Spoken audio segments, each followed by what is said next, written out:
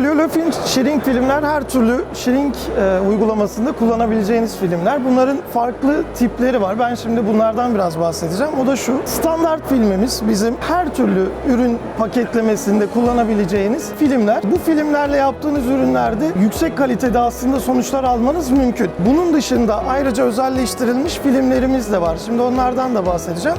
Her film için farklı mikronlar söz konusu, farklı ölçüler söz konusu. O da şöyle, standart bir film 10 santimden başlayarak gerektiğinde 90 santime kadar çıkabilir. Genel anlamda en çok kullanılan 15 santim ile 70 santim arasında olur.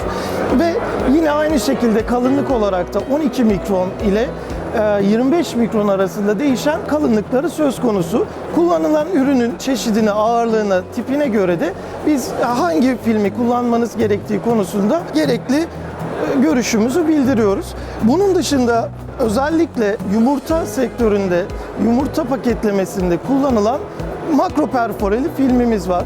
Onu da burada şöyle göstereyim. Bu filmin standart filme göre farkı şu. Bu filmin üzerindeki delik sayısı çok daha fazla. Zaten belki de videoda da görebiliyorsunuz. Bunun amacı yumurta üzerinde kararmalar söz konusu oluyor ve içerideki havayı dışarıya tahliye ederek o nemi içeride tutmayarak kararmaları önlemek için biz burada böyle bir film kullanıyoruz. Özellikle yaz döneminde yumurta sektöründe kullanılması gereken film makro perforeli film diye söyleyebilirim. Bunun da dışında aynı zamanda çapraz bağlı filmlerimiz var. Çapraz bağlı film görüntü olarak standart filmle birebir aynıdır. İlk bakışta çapraz bağlı olduğunu söylemeniz mümkün olmaz.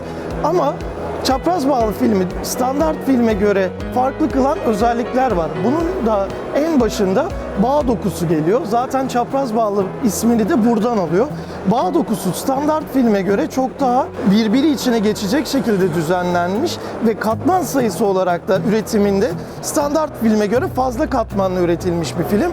Bu standart filme göre çapraz bağlı filme daha fazla mukavemet sağlıyor ve çok daha dayanıklı olmasını sağlıyoruz. Dolayısıyla daha ince mikronlarda aynı sonucu almamız mümkün oluyor. Yani standart filmde 19 mikron kullandığımız ürünü çapraz bağlı filmde biz çok rahatlıkla 15 mikronda yapabiliyoruz.